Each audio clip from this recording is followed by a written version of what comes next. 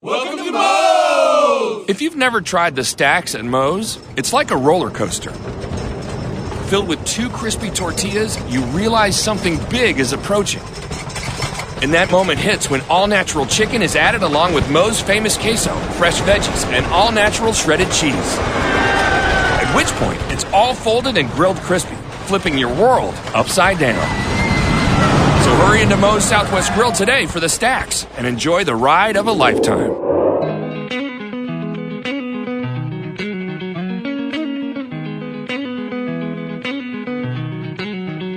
Back on the Monday Morning Quarterback, NorthJerseySports.com's original multimedia series talking all things football across North Jersey. We are brought to you by Moe's Southwest Grill. I am Corey Doviak, being joined by my 2 steady co-hosts here, both of whom have already done a stellar job tonight because they have lined up a couple of great guests.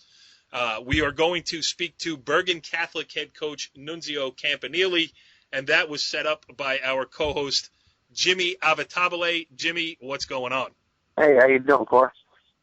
I am doing great, and I am excited. I mean, how was Coach Nunz? Did he take it? Did he quickly accept the offer, or did he say, for you, Jimmy, anything? Both. I mean, obviously, Nunzio loves the game of football. He'll talk football with anybody at any time. And I tell you what, you know, when you're 2-0 and you're number 1 in the state, you know, what better time to talk? Yeah, 47-14 over the defending state champion St. Peter's Prep Marauders might put you in a little bit of a good mood. Our other co-host is going to bring a guest with him as well. We're going to speak to Hackensack junior quarterback Bryce Drakeford, and that one is brought to you by Brandon Gregory. What's up, Brand? Hey, Corey, how are you? And I have something to ask you. It is 7:52. Do you know where your child is at? Well, yeah, I know that you did see her in the stands at the football game at Old Tapan on Friday night. 2 good things. You did not have to reprimand her at all. And because of the outcome of that game, we don't have to talk about it at all. So let's just leave that sleeping dog lie. How about that? Absolutely. Yeah. So, listen, we got 2 great guests, as I mentioned, Nunzio Campanile and Bryce Drakeford. That's going to be fun. And listen, I have to take this opportunity as the host of the show to commend both of you, Jimmy, on your outstanding professionalism. I mean, really, last year I think it took you till about, I don't know, week 9 or 10 to get a guess. You did finish strong and you did finish with a flourish, but you are well ahead of the game so far this year. I'm just taking the lead from Brandon. You know, the first year you kind of ease into it. And now, you know, year 2, full time, I'm just following his lead. That's all. Yeah, I have not known Brandon to ever ease into anything, right, Brandon? All right, so we have, we're going to get to the interviews in a quick second here. I just want to mention what else we have coming up on the show. We had some guys out and about this weekend.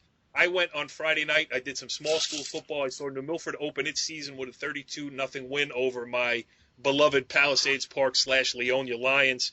I have an interview that I want to play with New Milford head coach Billy Wild. We'll do that.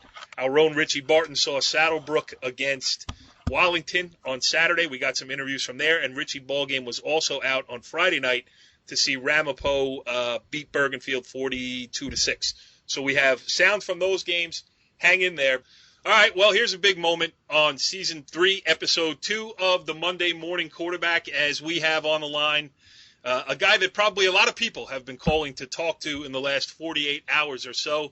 He joins us on the Moe's Southwest Grill hotline, and he is Bergen Catholic head coach Nunzio Campanile. Coach, thanks for joining us here on the Monday Morning Quarterback. Thanks for having me. Well, we appreciate it, and, 47-14 over St. Peter's Prep. I'm sure you went into the game confident and thinking you can get some things done. Did you think 47-14 was going to happen? No. I mean, we thought it was going to be a really tough game. And honestly, I thought they played really hard. We really got off to a great start running the football and played really physical on defense. So things just started, kind of bouncing our way, got a couple turnovers and, kind of snowballed from there. I'm looking at your schedule here, right here in front of me. There are no more public schools on it. It's like versus like for all the big boys around North Jersey now. I think that's what everybody's been asking for. This early in the season, you get a game like that, a big time with statewide ramifications, and then the history of your 2 teams from last year. I mean, how much did your kids just want to get after this one?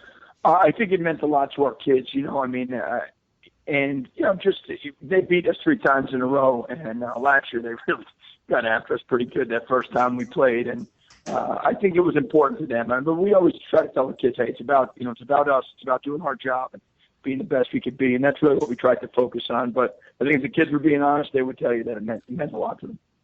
Yeah. Go ahead, Jimmy. Yeah, Coach, obviously when people, talk about Bergen Catholic offensively, it seems to start and end with the skill kids, and you have some great ones. And at times it seems like the offensive line has become an afterthought to a lot of people.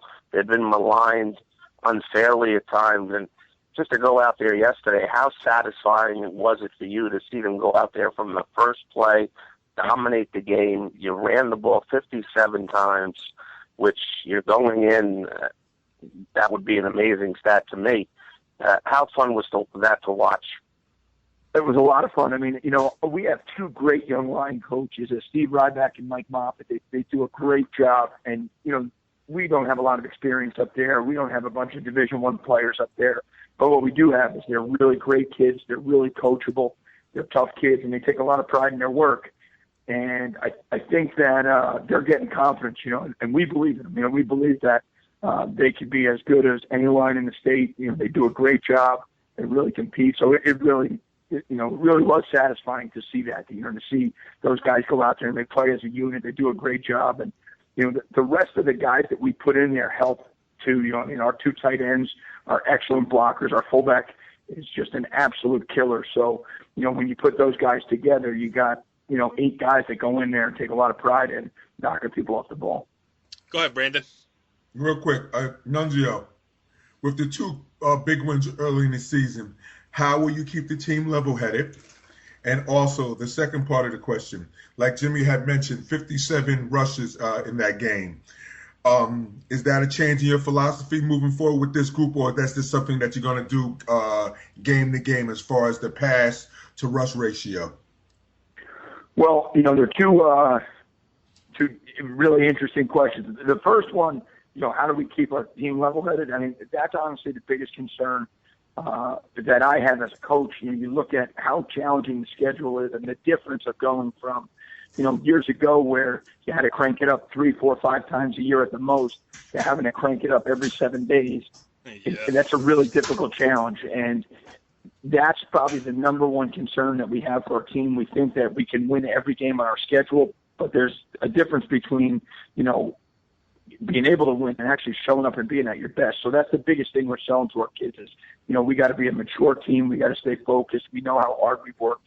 We can't take our eye off the ball for 1 second.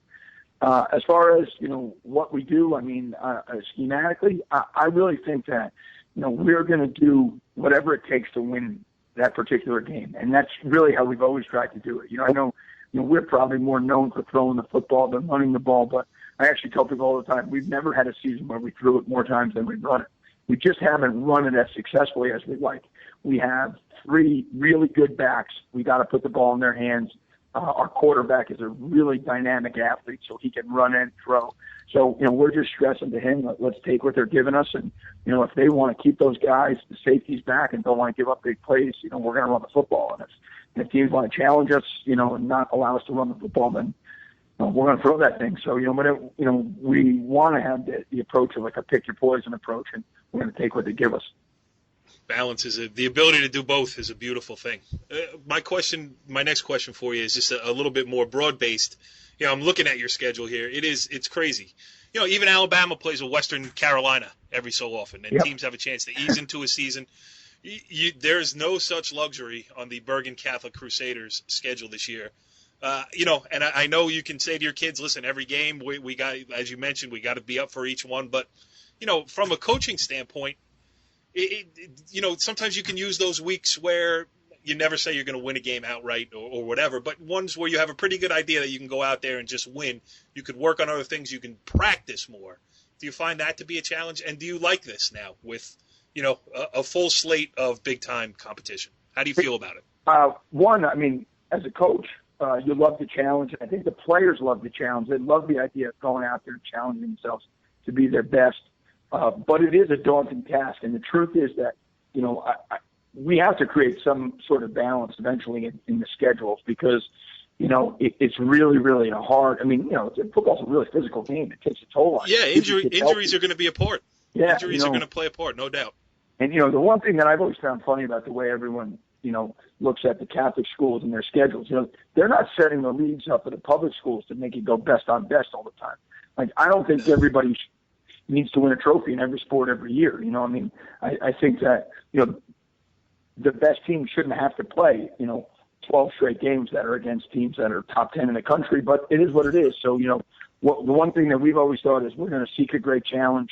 Hopefully someday somebody comes up with some sort of solution to get it a little more balanced than it is. But, we take a lot of pride in being willing to play anybody, and we take a lot of pride in, our willingness to take on the challenge of playing some great teams. We've traveled all over the country in the last 5 years, and, we've gone up against some really good teams like the one we're going up against this week. It's a great challenge, but, it's a lot of fun too. Yeah. I got a zillion questions from that, but I'm going to let Jimmy go because I don't want to monopolize all the time. Go ahead, Jimmy. Yeah, no, obviously your quarterback, Jared Garantano, it seems like he's been around for 15 years, a lot of attention since he walked in as a freshman. But he was really relatively inexperienced. I mean, with injuries and stuff, I think going into this year, his fourth year, he only played and started in 11 games. You can see a maturity in him from last year. The decision-making process, not to force things, to let the game come to him. And you mentioned yesterday that might have been his best all-around game. Can you just, elaborate on that? Yeah, well, one of the first things is, we're giving him like play packages where we're asking him to get us in the right play, depending upon the alignment of the defense, run to pass, pass to run to run. And he's doing a great job. He really understands what we're doing. He's spending a lot of time working on understanding what the other team is doing. He's really studying the game. And because of that, he's doing some things that they're hidden, they're behind the scenes, but they're huge to our success. And to me, that shows great leadership. It shows the players that, it's not, about stats. It's about winning. It's about giving everybody the best chance to win. And to me, that's the essence of playing quarterback. So I'm really proud of him. I'm proud of the growth that he's made as a player, to be willing to say, hey, you know what, we got to check this into a run, or, we've got to get the right play called here. And, that's the type of maturity that I think he's going to need to succeed going forward. And, for us to continue on the way we're going, we need him to be the guy to lead us there. When you were, obviously everybody knows the Campanile family story, having grown up, on the sidelines of football in North Jersey since you were a kid. Could you have ever imagined that high school football would now be this intricate where you have to give the type of answer that you just gave to that last question? No, I never anticipated that for sure. And I'm sure, you had to get yourself there too, because you have to understand first, and then you can pass on the knowledge. But, I'm sure it's you've done a lot of studying over the past few years, I bet. Oh, yeah. Hey, we're always trying to get better. Everybody, you better be. It's, right. If you're not trying to improve. But the one thing I think is our players deserve that. They deserve our best. They deserve us giving them the best chance they have to be successful. And football is a very unique game from the standpoint that no other game stops and starts like football does, where the coach can, really have a huge impact on his team's success in game. I'm not saying that doesn't happen in other sports, but I used to coach wrestling. It was like, we kind of set the lineup and say, all right, go out there and wrestle hard, Shoot the half. Yeah, right. People would say to me, like, what are you yelling and screaming about? Like, I'm like, yeah, you're right. You just kind of can't help yourself. But in football, it's very different. We have to give our kids an advantage. So it's a very complicated game. It's funny. It's a really simple game from the standpoint of if you execute better than the other team, you'll probably win. But with the level of competition that's developed in our league and then the way our schedule is, you got to give your kids an advantage. And we try to do that by, hopefully outworking people. I could see a day in the next couple of years where you're going to have the direct line into the quarterback's helmet like they do in the NFL, and then it'll be even the next step. Brandon, you got one more for the coach? Yeah, I have one more question. Nunzio, just like Corey had mentioned, your family tree as far as everybody that's in football, your brother up at Seton Hall Prep, your other brother at Rutgers. Now, with that being said, and your father, obviously, What influence has your father played in your coaching, along with your, I would say, another mentor for you, Coach Toll, getting your teams prepared for this challenging schedule that you've had this year? It's funny. I happened to be with Coach Toll and my dad last night. I was telling somebody that, one, I mean, they are the two absolute influences in almost everything I've done as a coach. And I 6 years now as a head coach, and I think all the time about things that Greg would do that I would be like, I don't know if I would do it that way. And now I look back 6 years being head coach, and I think, man, he was right about that. He was right about this. He really, so they were both huge influences in me. And like, one, my dad, the way he thought about the game, I always thought that he very much believed in his players and that he could coach them to have confidence and believe in themselves, go out and play. And that, to allow them to go out and win and lose the game, like to have faith, that was, probably the biggest influence. But Coach Toll had, in so many ways, the way you run a program, the organization, the toughness factor, all the different things that you need, the balance between offense and defense, special teams. There's, so many things. So those guys, I mean, obviously my dad, he raised me, but, Coach Toll in a lot of ways as a coach, he raised me too. And I appreciate very much everything that he ever did for me. It's an honor to compete against him. Jimmy, if Coach is thinking to himself that he would like to get off the line, he has been kind enough not to say it. So I'm going to give you a shot at another question. I'm enjoying this conversation. Yeah, and my last question is obviously with Vito moving on after back-to-back titles at Westwood and going down to Seton Hall, and he's obviously off to a great start. I saw him at the game yesterday. He has St. Peter's next week. Will there be a couple of phone calls being made this week that ask for some, some hints and stuff? And secondly, what would it be like to possibly match up with Vito down the line in the playoffs? Well, from the first part, we'll definitely talk a few times about, obviously I've competed against St. Peter's for a long time now, and this is, their kind of first go around with them. But, so yeah, I'm sure I'll talk to him a few times about it. But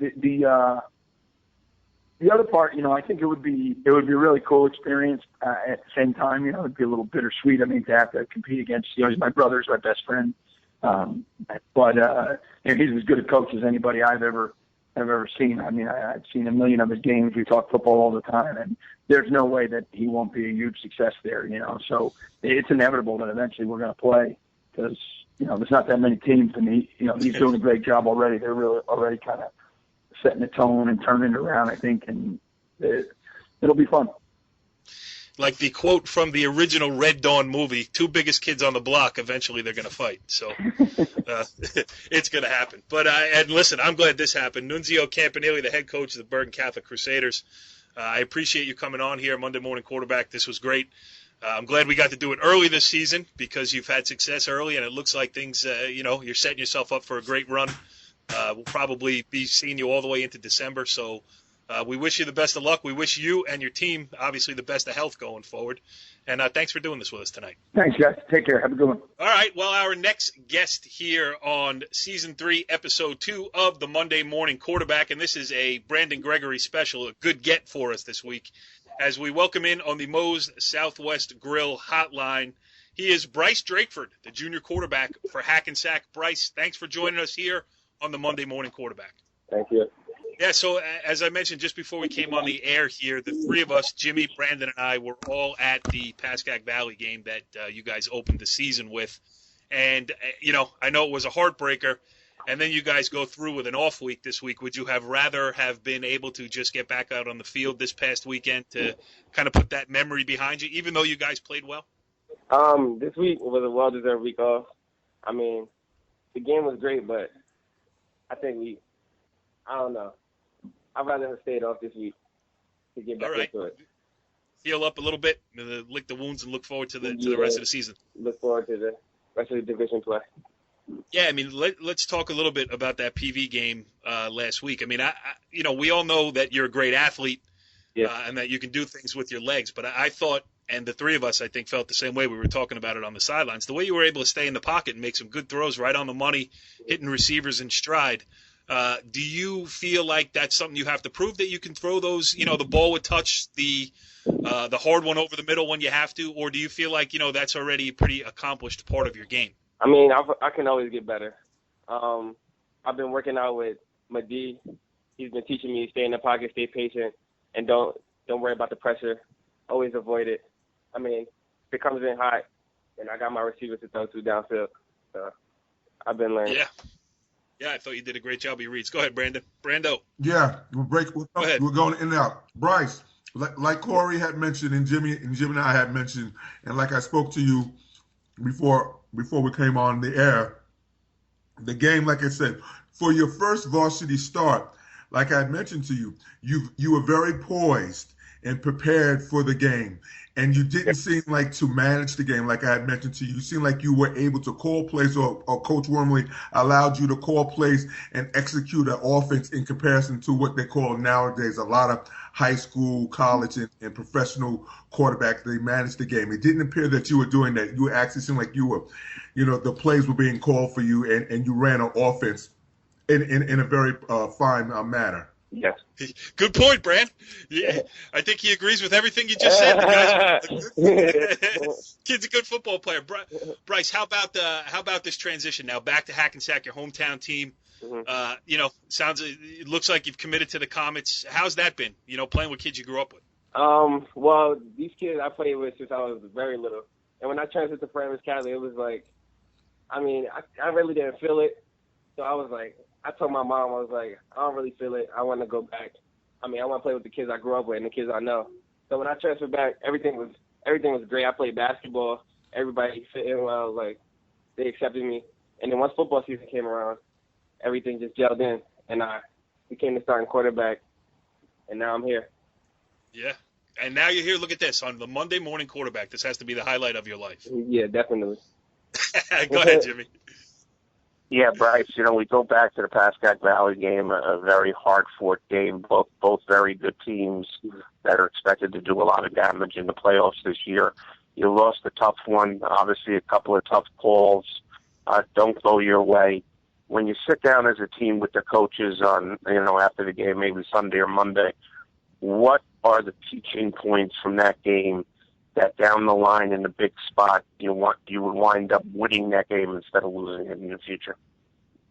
Well, what we've been focusing on this week is just staying focused, and everybody has to come together as one. At the end of the game, we can blame the refs, but at the end of the day, it's really our fault that we lost. We can't blame them. So this week, we just really, everybody has to stay on target. Don't really worry about that game last week, because it comes down to us at the end of the day. Talk about playing for Coach Wimberly, because I interviewed him after that Pascack Valley game, and I caught him in a tough spot. It was a tough one to lose. He played well, didn't come away with the victory, and he was very animated, to say the least, in my conversation with him. How was it going back into that locker room? And then, just talk about Coach Wimberly. That's a guy who's done it all and, seen it all on the high school level. He's coached some great players. Yeah, Coach Wimberly is great. That's definitely my favorite coach I played for. And going back into the locker room, everybody was down, but we're going to pick it up the coming weeks. So we're good. Everybody's good now. We got over it.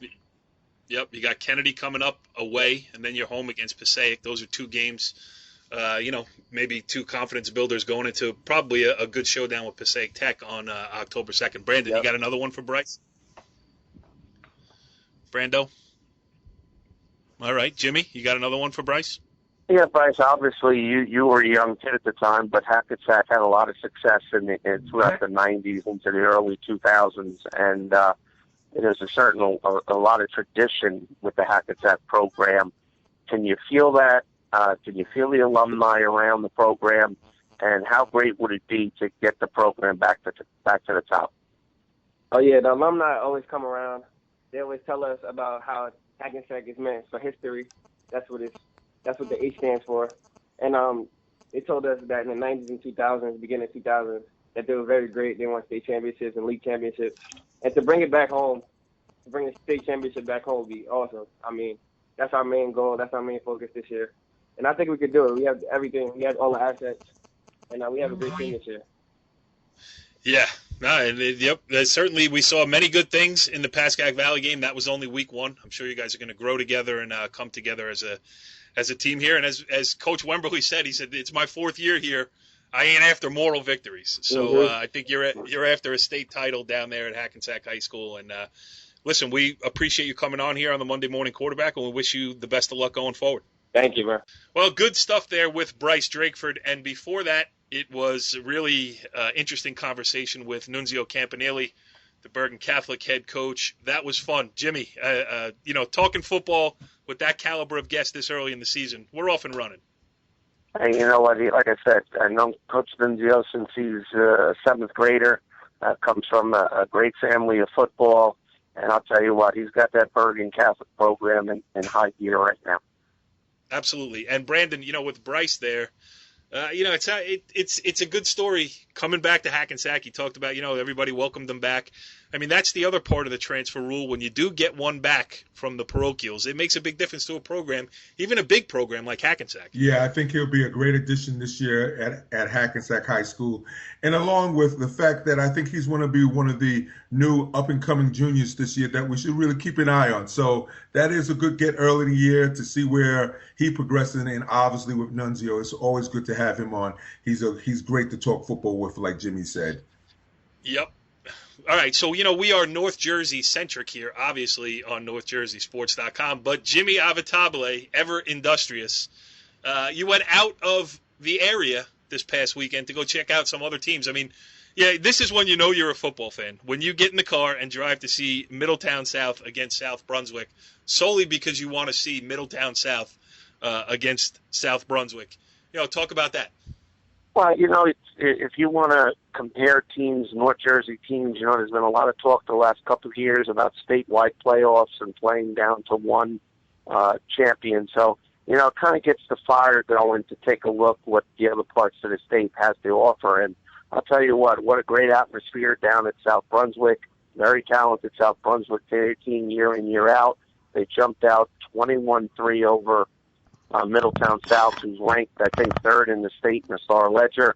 And Middletown South came roaring back, scored the next 38 points, and they showed why they might be possibly the best public school in the state.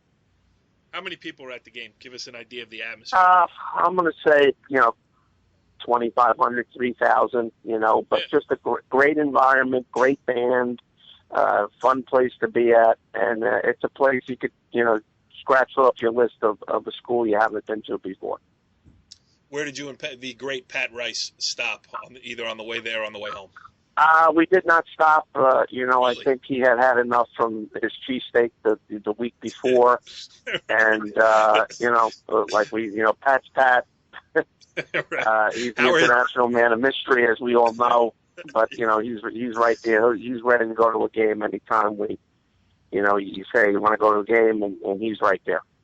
Yeah, how are his allergies? I've been worried about him all week. The allergies were good because the game was played on turf. I actually clued Mike Quick and Jimmy Cavallo in about a little bit of the show last week, and Mike Quick said if it's possible, he would love a copy of that show so he can listen to it. Oh, you hear this? This paper rustling, that's me getting the envelope out. I'm going to send it right over to Mike Quick. I can't wait to do it. All right. So Friday night, Richie ball game, ever industrious. He couldn't join us here tonight. He had a family function. So what he did do, and again, this professional staff here has taken me off guard. I mean, between you guys booking interviews, Rich Barton going out, getting interviews, and then sending them in via a little thing called the intranet, which he just figured out how to use after 11 years as a staff writer on a website.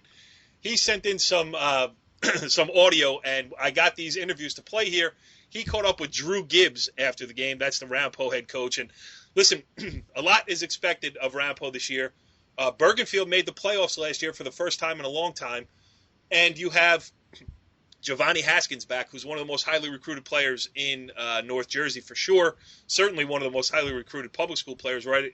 Up there with the Jordan Fullers of the world. So it was going to, the outcome was certainly not decided going into it. And as it turned out, Ramapo had too much. A 42-6 win over Bergenfield. Richie B caught up with Drew Gibbs, and this is what Drew had to say. All right, here with Ramapo head coach Drew Gibbs. Drew, starting out a game, getting the ball, getting a quick score, you really set the tone, really with the pace of play, and especially up front. I thought, especially in the first quarter, you were dominant off the ball. I think our kids did a great job up front. I thought our execution was good early. Offensively, we made it, we kind of slowed down, stalled a little bit second, third quarter. But I was real proud of our kids. I think we're on the right track. We got a ways to go to really become a great football team, but I think we're taking the right steps. But, an interception here, a holding call there, on drive that you had in the second and third quarter, those little things are things that, going in next week, as football coach, you got to shore up. Got to eliminate the mistakes. I give Bergen a lot of credit. They've got some good players. They had a good plan coming in. They did some things that gave us, some things to think about. So they did a good job. Talk about the excitement going in next week.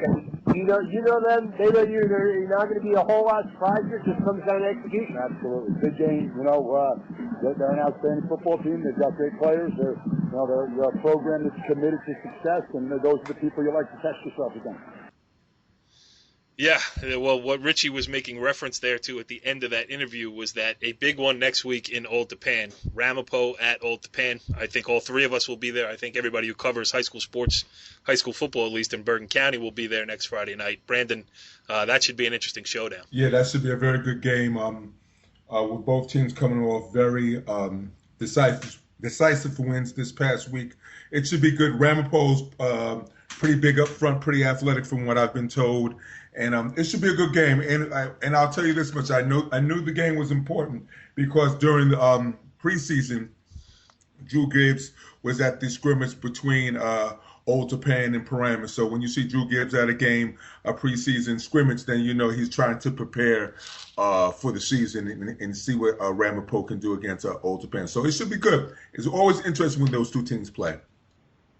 Yes, and one of the interesting things going on with the Ramapo program right now is Keith Wetzel, who moved from running back last year. Now he takes over as the starting quarterback, and he did a great job against Bergenfield. Moving the offense. Obviously, he was a running back last year, so he's a pass threat as well as a running threat, and he can use his legs as he did to help Ramapo into the state playoffs last year. So he's a good athlete, and this Ramapo senior class is very good. Between Joe O'Hagan, Keith Wetzel, these guys were on the basketball team that won the Bergen County tournament as freshmen. It seems like a couple weeks ago, but it's now a couple years ago, and they're looking to make it a special senior year. Richie Barton caught up with Keith Wetzel after the game, and here's what he talked about. All right, we're here with Keith Wetzel. Keith, just talk about, again, what I was just talking about with Joe. Bergenfield wanted to come and make a statement. You're transitioning from being a tailback to being a quarterback. Talk about how important it was for you to really, take command of this offense on the first drive and get a score. It's huge. You always want to go up early. You always want to make a statement right to him. We just put it down right into him. So it was great making the first score, and then everything just kept falling into place after. So we have a bunch of skill players all around. Everyone can make plays on the skill teams, and our line is great, and they open up great holes for us. So. Looking ahead towards Old Tappan. It's a measuring stick for you. It's a measuring stick for them, and you both have been the state title. And what do you need to do better next week to come out with a win there? We definitely need to improve our defense, tackling-wise, and just knowing what gaps we have on what plays, definitely. If we do that, I feel like we have a great chance to win. Jimmy, just listening to Rich there, don't you miss, he's yet to file a report from the field, our very own Brandon Gregory, but don't you miss this is Brandon Gregory on the sidelines after Pompton Lakes, don't you miss that? I was thinking when I heard that Rutherford had won over Glenrock yesterday about that interview down at Palisades Park last year. Yeah, and I'm surprised Brandon didn't get over there to Rutherford just to go catch up with his boys with his eye chart and pronunciation key. So that was it, though. It's going to be, listen, that sets up a huge, showdown between Old Tappan and Ramapo next week, and I'm looking forward to covering that. All right, now Richie Barton, he got a little excited.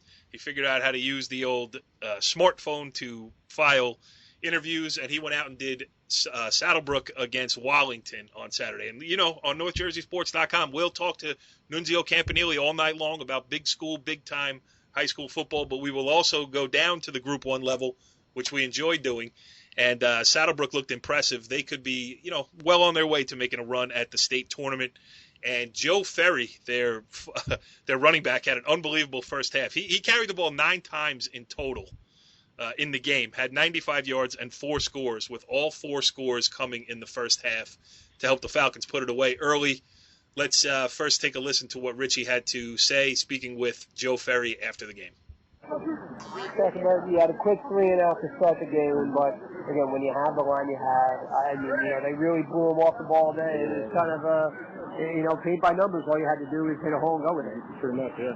The line did their job. They pretty much the piss out of them, and it was just pretty much easy for them. Just talk about the confidence that you guys have right now. It's what we needed, really. Especially how they ended the season last year. Nothing but confidence in that game. Talk about also the balance you have offensively, because 4 touchdowns is gonna turn some heads, but if you don't throw the ball down the field, those holes don't open up. It seems like you kept off balance all back. Our team is completely versatile. The passing game is very strong. The running game is strong. When the running game was on today, why stop? So Saddlebrook off to a good start, 1-0 heading into that Cresskill game next week.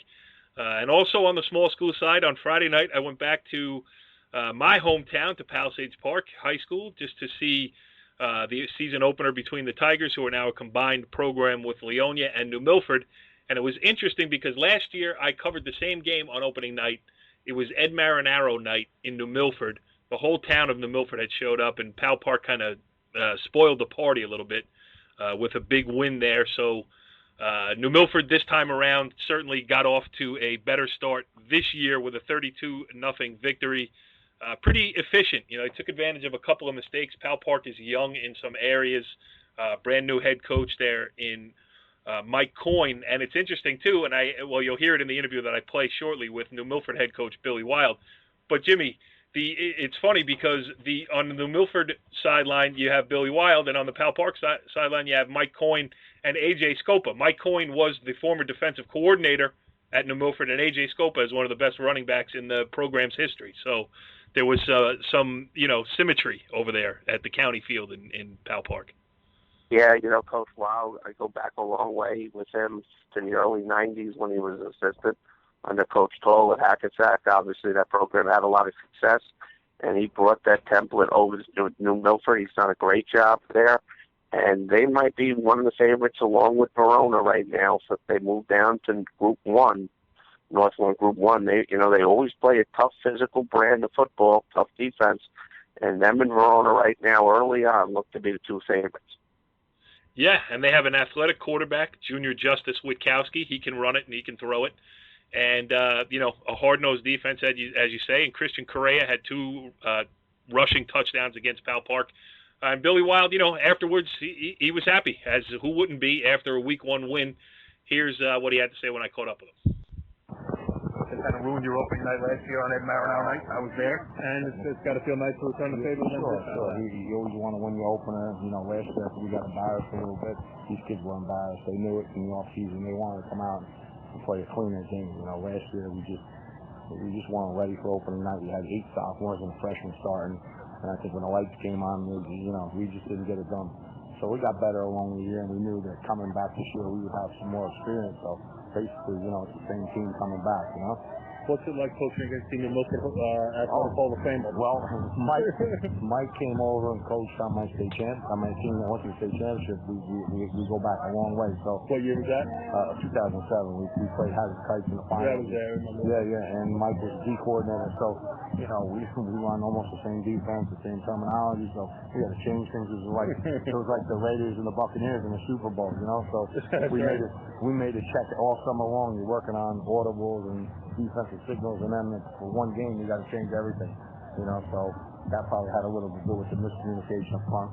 They come out with a good drive the ball, 4th down.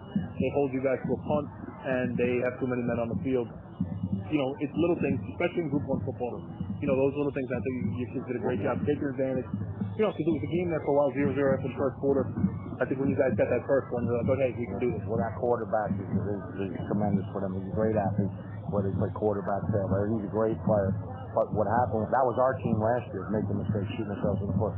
So he's young, he just got there. So that was us last year. That was the story of our team. they had a nice drive, and they self-inflicted. They self-imploded, and that's how we did it last year. So I feel for Mike, and he'll get his own. So.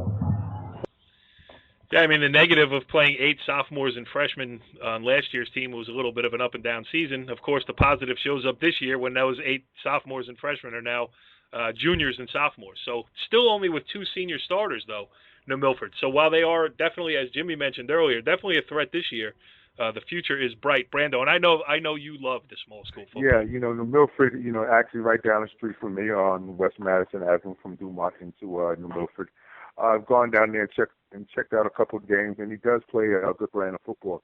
And, in talking with Jimmy, Corey, most coaches who are good coaches, and Bill Weil is probably one of the better small school coaches around. Like Jimmy always says, most coaches run probably 5 to 6 plays. That's what he does. They have 1 or 2 pass plays that they do, and they do that very well. And that's what makes a team successful. And he has that philosophy from working with, like you said, with Coach Toll in the past, in his football tree. So that's really the key. Just keep it simple, like I always say. This is one of my favorite things. Kids, keep it simple, stupid.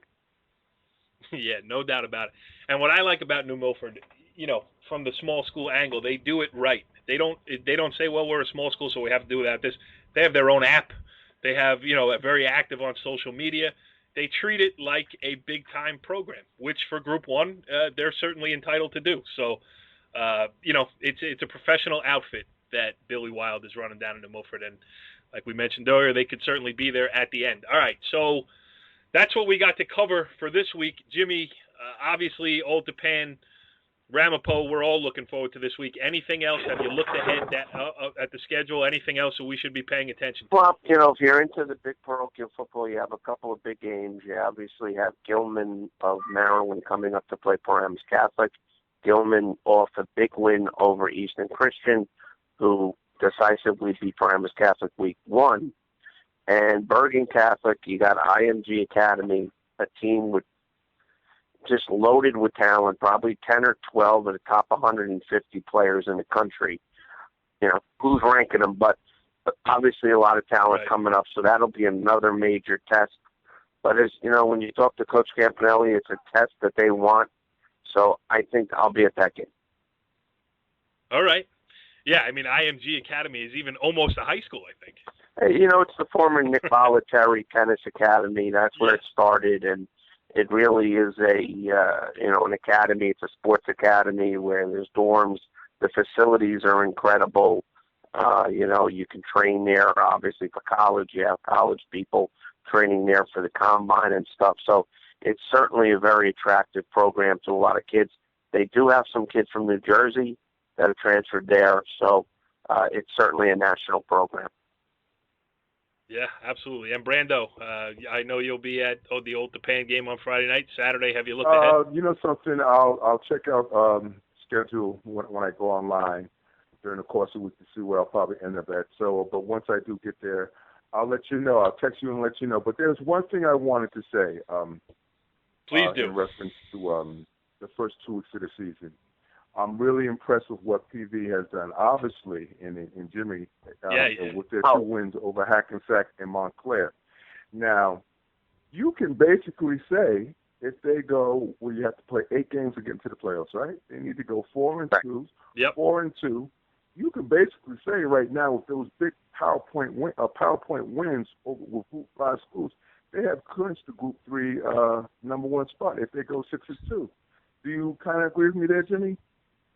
Yeah, I mean, Coach Nielsen, if you read the article in the paper, he continues to talk about this is not a team, a flash in a pan. This is a program, and we've had success here for a decade. And I tell you what, not that I thought they would be down this year, but they did lose a lot of good players to graduation, and they just keep coming. And they beat Montclair for the 2nd time in a row. Not many teams can say that in New Jersey that they beat Montclair 2 games in a row. Yeah, and they've won back-to-back state championships, and they have a system, and they play the way they play. They don't deviate. They're hard to, it's hard to rattle Pascack Valley. You know what I mean? They fell behind Montclair. They fell behind Hackensack. 2 good teams looking for, obviously Hackensack was looking for a signature win. Montclair was looking to make a statement, and, Pascack Valley falls behind, but just keeps doing what they do, and, found a way. They can pass it, they can throw it, and, you don't know what they're going to do in any situation because they don't put themselves in bad situations. They're very rare. They don't commit a lot of penalties, so they're very rarely facing 3rd and 19s. It's always 3rd and manageable. And you can win football games like that, as Craig Nielsen has proven. I mean, and it's also, from a journalistic standpoint, those games usually move quick, Jimmy. So I like watching. Oh, they're great games, but they're a program that they finally, for all those years, they had heartbreak. They were knocking on the door. They couldn't kick the door down. They finally did 2 years ago. Very similar to Wayne Hills all those years, where they just couldn't get it done in the final. And once it seems you break that door down, and you finally learn what it takes to win, you get a hunger for that, and you want that all the time. And they're at that point right now. Yeah, and the kids expect it too, and that's a great point about Wayne Hills. That's a perfect comparison. Good stuff here. This was Season 3, Episode 2 of the Monday Morning Quarterback. We got a long way to go with the season. A lot has happened already. A lot more is going to play out in front of us. So good stuff, gentlemen. Let's do it again next week. Absolutely. Follow the leader.